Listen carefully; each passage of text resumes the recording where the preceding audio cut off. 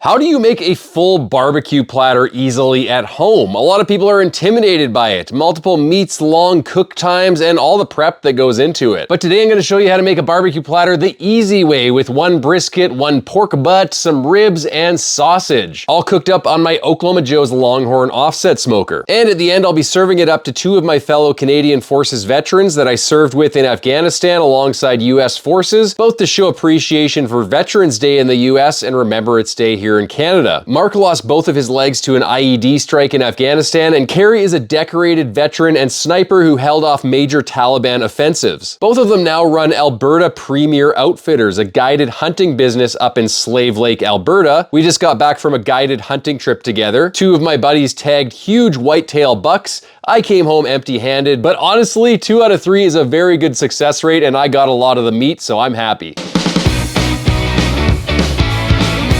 First up, I'm opening up the cryovac bag with the brisket. This is a full packer brisket, trimming off the sides and taking the fat cap down to around 1/4 inch thick, flipping it over, just carving out a little of that hard seam fat, but leaving it mostly intact. I also leave the silver skin on. It actually helps retain moisture during the cook. Simple trim, nothing fancy here. Next, I'm brushing on some all-purpose Asian marinade. This stuff adds salt, savory depth, a little bit of sugar, and it helps the rub to bind to the meat. Then I'm layering on Smoke Trail's BBQ brisket rub, bottom, sides, and then flipping it over, adding some more of the marinade to the top, more rub, and then a sprinkle of kosher salt just to bump up the seasoning level a little bit. Next up, the pork butt. I laid down some foil for easy cleanup, opened the pork butt, no trimming needed. I'm slathering on some mustard as a binder, then coating with Smoke Trail's BBQ brisket rub and Let's Go general purpose rub. You want a sugar-heavy rub on pork butt. Pork and sugar just go really well together. Flip it, repeat it on the other side, and you're done. This is around 9 a.m. on Saturday, by the way. I plan to serve everything on Sunday. Doing all the prep and cooking the day before you intend to serve the platter is the key to making a barbecue platter stress-free and super easy. Not necessarily super quick, but definitely super easy. Heading out to my Oklahoma Joe's Longhorn offset smoker, my favorite offset smoker in my backyard, because I can fit 2 large cuts of meat side by side, and it's a small smoker that doesn't use a ton of fuel. I'm placing the brisket with the point towards the firebox and the flat towards the stack, and the pork butt goes right beside it, running the smoker at around 250 degrees for the first 4 to 5 hours. Now I'm lighting up some charcoal briquettes and cherry wood chunks in the firebox. Once that's burning clean, I maintain 250 by adding small splits of cherry every few hours and replenishing charcoal as needed every few hours. I also preheat my wood splits on top of the firebox so they catch easily. About 4 hours into the cook, it's time to add the smaller meats. I've got some leftover competition ribs that I'm taking out of the vac seal bags. Membrane's still on, no big deal for backyard cooking. You can score the membrane or completely remove it if you want. Coating them with Let's Go BBQ rub and then taking them out to the smoker. At about the 5-hour mark, I open up the Longhorn. Brisket and pork butt have some nice color, so I move them closer to the firebox because they can absorb more heat. Ribs go to the back since they're a little bit thinner, and I'm adding 3 sausages to the pit to add to the platter. These are just store-bought sausages from Costco. Normally I make my own, but today is all about keeping it simple and easy. Bumping temps up to 280 Fahrenheit, we're gonna close up the smoker and wait. 10 hours in, the brisket and pork butt look great. I'm foil boating both. That means wrapping the bottom in foil so the top still gets heat and smoke, but the meat braises in its own juices. Really helps it to cook more evenly, retain more moisture, and cook a lot faster as well. For the ribs and sausage, I'm checking temps. They're at around 150 degrees Fahrenheit, only takes a few hours, and wrapping them in foil. Now I'm putting those wrapped ribs and sausages into a holding oven at 150 degrees Fahrenheit overnight. This is really key. Holding them at exactly 150 degrees Fahrenheit for up to 24 hours keeps all the meat super tender and juicy. So you can remove the ribs from the smoker at a really low temperature of 150. They're not cooked at all yet, but that 18 to 24 hours in the holding oven or your regular oven set to 150 is going to super tenderize them and retain a lot of the juices as well. It's now 9 p.m. on Saturday. I'm wrapping the brisket and the pork butt completely now, and then I'm placing them in the holding oven along with the ribs and the sausage, and everything is going to hold at 150 overnight until the next day. If you guys don't have a holding oven like I do, you can pick up a pretty cheap one these days, and I really suggest that you do if you're really into barbecue, but you can just adjust your oven temperature down to 150. Let's say the minimum temperature on your oven is 175. Look in the manual about how to adjust the temperature and just adjust it down by 20 degrees, and it'll hold at 150. If you really want to confirm, get an aluminum water pan, fill it with water, cover it tightly with foil foil, put a remote probe in it, like a ThermoWorks Signals, for example, or an Inkbird, and just watch that temperature. If it flatlines at 150, then that's the temperature your brisket is gonna hold at. And if it doesn't flatline at 150, just adjust your oven temperature up or down until it does. Next day, time to build our platter, the fun part. Starting with the brisket, I unwrap it, slice it down the middle, and I give it a nice squeeze. Incredibly juicy, and that is from this long hold. It doesn't matter if you're using select grade or lower choice grade brisket with not a lot of fat in it. This long hold will make your brisket pretty much foolproof and super juicy. I'm brushing on some melted ghee, which is basically clarified butter, to keep the slices from oxidizing and drying out. Then slicing the flat into 1/4 inch slices and cubing the points for burnt ends. Each slice gets another brush of ghee for some shine and flavor. Next, the pork butt. I pull the bone out, shred it up, and mix in some sauce. Pretty simple. Moving on to the ribs, open up the aluminum foil. They're super tender and juicy, perfectly cooked, and I'm just going to slice them all off the bone, dunk them in sauce, and I'll put them to the side. Finally, the sausage, I'm just slicing them not all the way through so they still retain their sausage shape, but you can easily just pick off a little piece of them off the platter. Now we're gonna build the platter. The brisket goes in one corner. Usually I have a lot more brisket on the platter than anything else because that's what people love. Burnt ends up front, brushed with more ghee, ribs in another corner, pulled pork in the third corner, and then sausages fill up the middle. Sides are pretty simple, just some corn with some cheese sprinkled on them, green onions and paprika, and creamy dill coleslaw from Costco. Again, just keeping it easy. You don't have to make everything from scratch. A few pickled onions, sliced pickles, and some Sweet Baby Ray's sauce on the side, just to keep it simple,